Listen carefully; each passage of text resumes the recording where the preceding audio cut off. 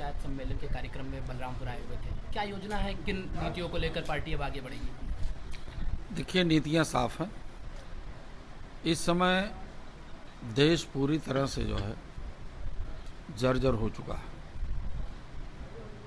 और नौजवान नौकरियां नहीं पा रहा है। किसान बेहाल है, महिलाओं का सम्मान घटा है। पूरी तरह से संविधान और लोकतंत्र के हिसाब से सरकार नहीं चल रही है। लोकतंत्र की हत्या हो रही है, संविधान खतरे में है।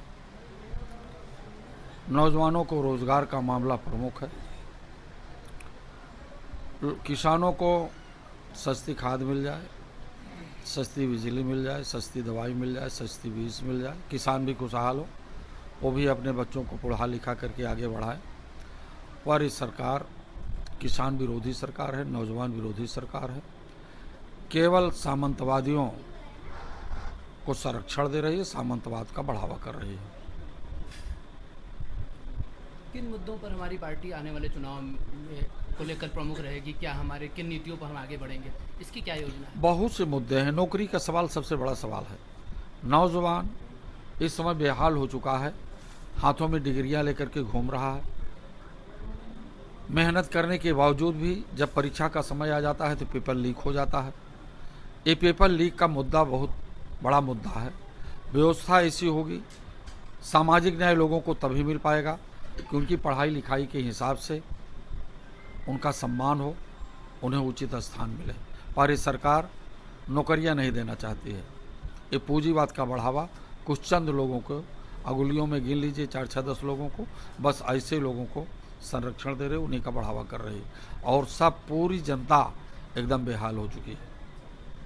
अभी जैसे कांग्रेस जनता पार्टी आई, उसकी मांगों को लेकर एक बड़ा आंदोलन हुआ भारत में। अभी सवर्णों के आंदोलन को लेकर के बड़ा आंदोलन जंतर मंतर पर हो रहा है। कल लखनऊ में जो है लोगों ने प्रदर्शन किया। इस पर हमारी क्या योजना रहेगी? हम सरकार में आते हैं तो क्या हमारी कार्य? हमारी योजना नौजवानों को रोजगार देना।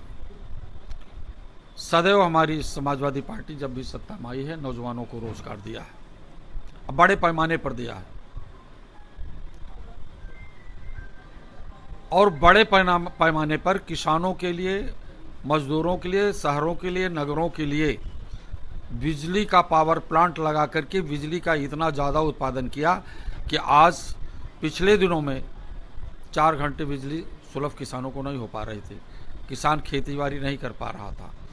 और जब समाजवादी पार्टी 2012 सरकार में आई है, 2014 से लेकर के 16 तक इतने पावर प्लांट लगा दिया, बिजली का उत्पादन हुआ कि लोगों को 18 से 20 घंटे बिजली मिलना शुरू हो गया। आज किसान बिजली के लिए भी परेशान है, ट्रांसफार्मर नहीं दे पा रही है, जल गए हैं। तो सरकार किसानों के लिए क्या दे रही है? बहुत बड़ी चुनौती है इस देश में। उस चुनौती का सामना आम जनता खुद सड़कों से निकल करके अब आ रही है, सामाजिक न्याय के लिए, संविधान बचाने और लोकतंत्र बचाने के लिए।